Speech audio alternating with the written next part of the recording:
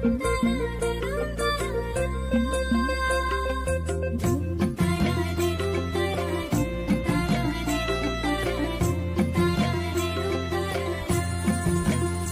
বিয়ের পরের থেকে তো আমার বোনই সব কাজ করে, রান্নাবান্না সকালবেলাতে রাত্রেবেলাতে করে, আর যদি সেরকম কিছু হয় তাহলে মা দুপুরবেলাতে করে। এটা আমার বিয়ের আগেও তোমরা দেখেছিলে, আর এখনও ওই জিনিসটাই হয়। কিন্তু আমি যখন আসি বাড়িতে সেই সময়টাতে আমার বোন আমাকে বলে যে আমি সব কাজ করে দিচ্ছি, তুই শুধু রান্নাবান্নাটা কর। আগেও ওরকম বলতো, ওই জন্য আমি একটু বেশি রান্না করতাম, আর এখনও ওইরকমটা বলে। তবে এতবার এসেছি সেই সববার বলেছে, শুধু এইবারটাই বলেনি। আমি বাড়িতে এসেছি বৃহস্পতিবার, আর আজকে হলো মঙ্গলবার, এর মধ্যে সেরকম কোনো কাজ করাই হয়নি।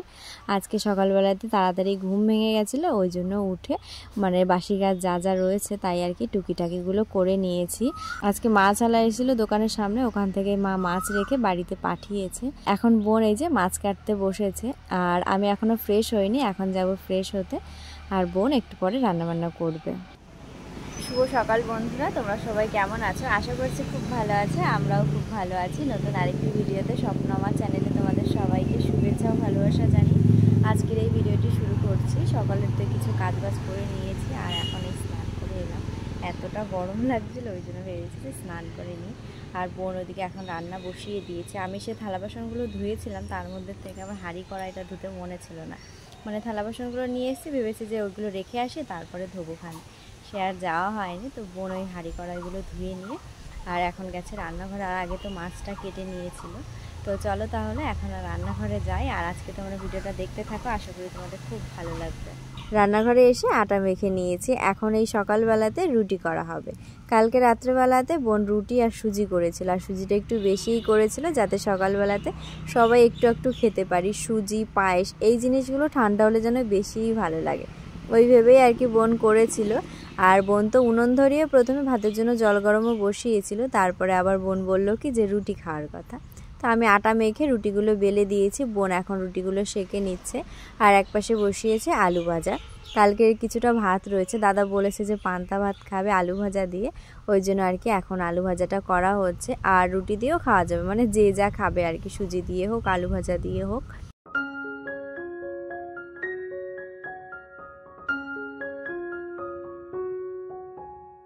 সকালবেলাতে রুটি আলু ভাজা করা হয়েছে, আর তার সাথে একবারে ভাতটাও করে নেওয়া হয়েছে। আর এখন মা দোকান থেকে বাড়িতে এসে তো খেতে বসেছি, আমি আর বোন দুজনে খাচ্ছি রুটি আর সুজি, মা খাচ্ছে পান্তা ভাত আর আলু ভাজা। খাওয়ার পরে তো আমি বসেছিলাম, মা এর মধ্যে কচুলতিটা কেটে দিয়েছে, আর এখন আমি রান্না করতে বসেছি। দুধ গরম বসিয়েছি, আর একপাশে টক ডাল হচ্ছে, আর কচুলতিটা পাতায় দেওয়া হবে। মানে মাছ রাখা হয়েছিল সকালবেলাতে, দাদা বললো যে ঝোল করতে, আর নয়তো কচুলতি দিয়ে পাতায় দিতে, তো সেই জন্যই এখন আর কি কচুলতিটা পাতায় দেব। তো মাছ দিয়ে কচুলতি এই সব কিছু একসাথে করে এখন মিশিয়ে নিচ্ছি। এটা আমাদের আগে না মানে অনেক খাওয়া হতো, কিন্তু আমার বিয়ের অনেক আগের থেকে মানে আস্তে আস্তে জিনিসটা কমেই গেছে, এখন তো সেরকম খাওয়াই হয় না। তো আজকে দাদা বললো যে বানাতে, ওই জন্য আর কি আজকে করা হবে।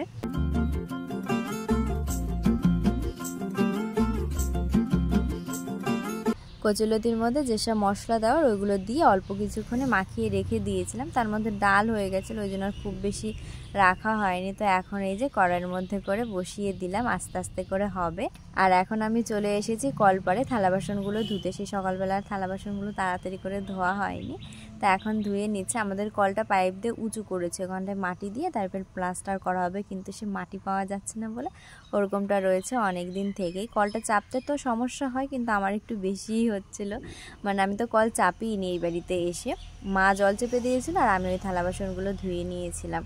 আর আমরা আবার যাবো একটু পরে বাজারে, মা ওইদিকে জামা কাপড়গুলো কেচে দিচ্ছে, আর আমি এসে এই জামা কাপড়গুলো এখন মেলে দিচ্ছি।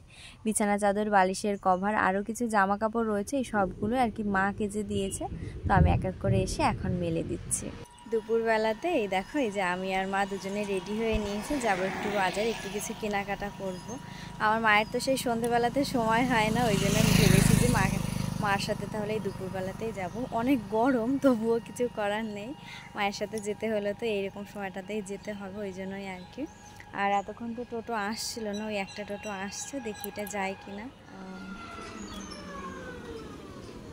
চলো।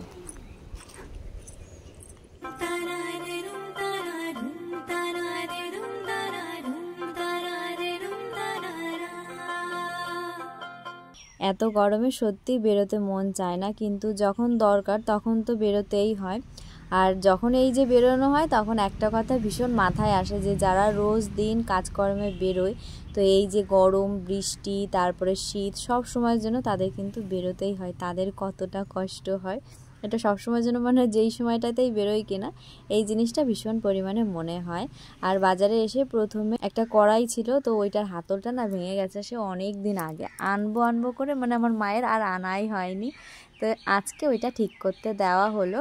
আর এখন আমরা যাচ্ছি হলো মায়ের কিছু রিপোর্ট করাতে দেওয়া হয়েছে, মানে ডাক্তার দিয়েছে, তো পায়ের ব্যথাটা তো অনেকটাই মানে বেশি ছিল, সেখান থেকে কমেছে, কিন্তু একেবারে যে কমে গেছে সেটা না, এখনও রয়েছে প্রচণ্ড পরিমাণে। তো সেই জন্য আর কি কিছু রিপোর্ট দেওয়া হয়েছে, ওই জন্য আর কি এসছি এই জায়গাটাতে, এইখান থেকেই মানে করা হয়েছে, আগে করা হয়েছিল অন্য জায়গার থেকে, এখন এখান থেকেই করা হবে, তাই জন্যই আর কি আসা হয়েছে। এতটা গরমে বাজারে এসেছি, লস্যি না খেলে তো হবে না, ওই জন্য এখন লস্যি নেব বলে দাঁড়িয়েছি, তবে অনেকজন রয়েছে, ওনাদেরকে দেবে তারপরে গিয়ে আমাদেরকে দেবে।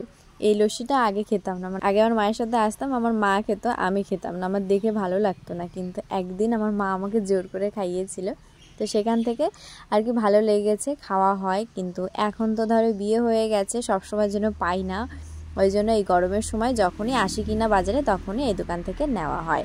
আর একটা লস্যি আমার ভীষণ পছন্দের ছিল, সেটা হচ্ছে বনগাঁতে থানার পাশে যে ব্রিজটা আছে ওই ব্রিজে দুজন বসতো, একই রকমের লস্যি নিত, তো সেখান থেকে একজনের থেকে খেতাম, মানে ওই দোকানটা অনেক খুঁজেছি কিন্তু এখন আর সে পাইই না, কোথায় গেছে কি জানি। লস্যিটা ভীষণ পরিমাণে টেস্ট ছিল।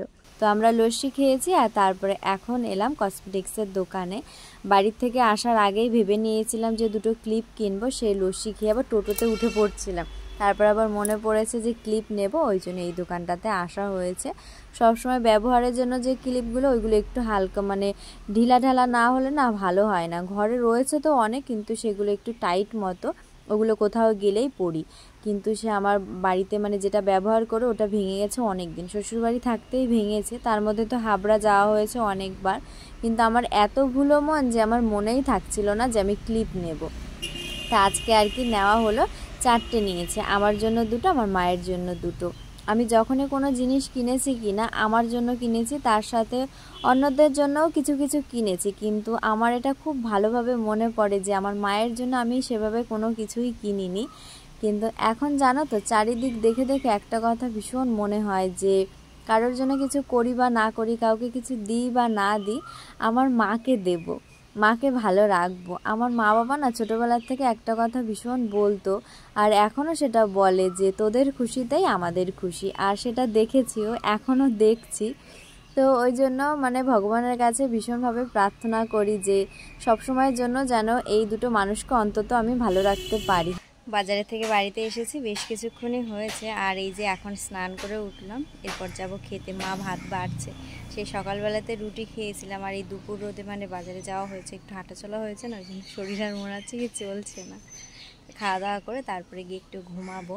আর আমার মায়ের কি বলো তো, যত যাই কাজ থাকুক না কেন এই দুপুরবেলাতেই যেতে হবে, মানে সকালে দোকানে যায় আবার বিকেলবেলা থেকে দোকানে যায়, ওই জন্য সন্ধ্যের টাইমটাতে ফাঁকা পাওয়া যায় না, তো ওই জন্য আর কি এই সময়টাতেই যেতে হয়েছে, মানে কষ্ট হলেও।